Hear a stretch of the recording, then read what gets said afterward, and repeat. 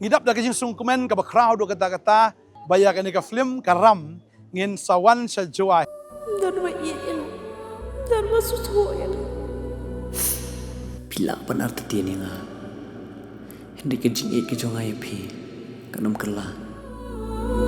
Arpsantrik District Library joy kasyu kan long khatway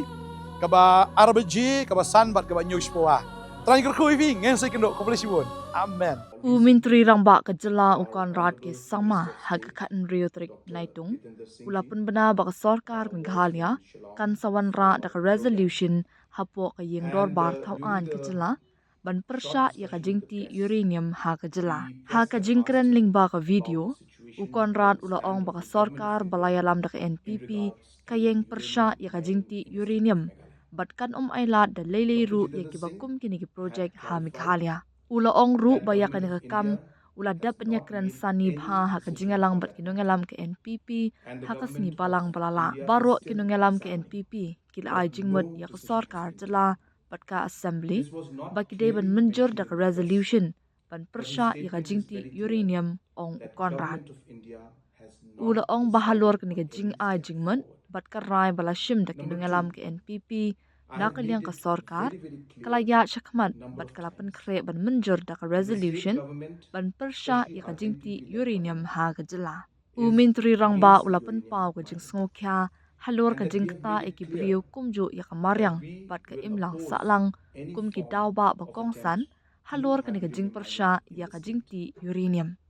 Kidon shibun ki jingma ki baam bat ngitib ha halor ka jingta ka bala wanrah ki briu jongi ya ka maryang ya ki klaw ki petap jongi bat ya ka lawe jong ka Jylla kumta ngi yeng scam bangin pyrshah ya ka jingtih uranium ha ka Jylla ula benram habak do halor ka jingkran badang shen jong Menteri ka Sorkar pedeng u Dr. Jitendra Singh ha ka jingwan ka jong u shalong ukon rat ula ong baka Sorkar India kampat shim satya ya ka nuk rai halor ka kamti uranium ha Meghalaya bat bakan ka kam kadang don hapdeng ka jing bishar Recently,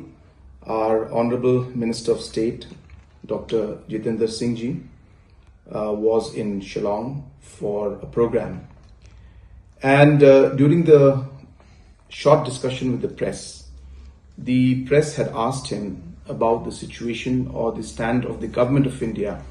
in regards to uranium mining in the state of Meghalaya. Dr. Jitendra Singh had clarified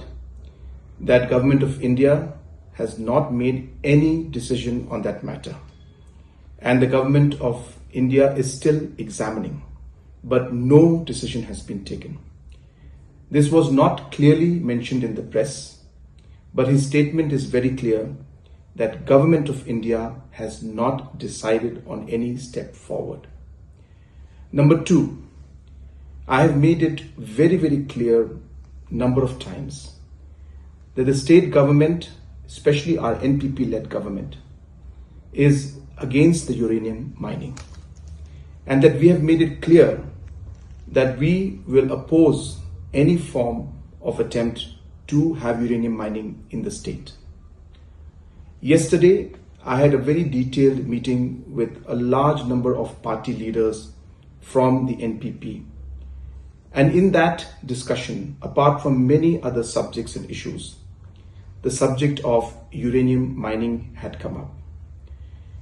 All the leaders of the NPP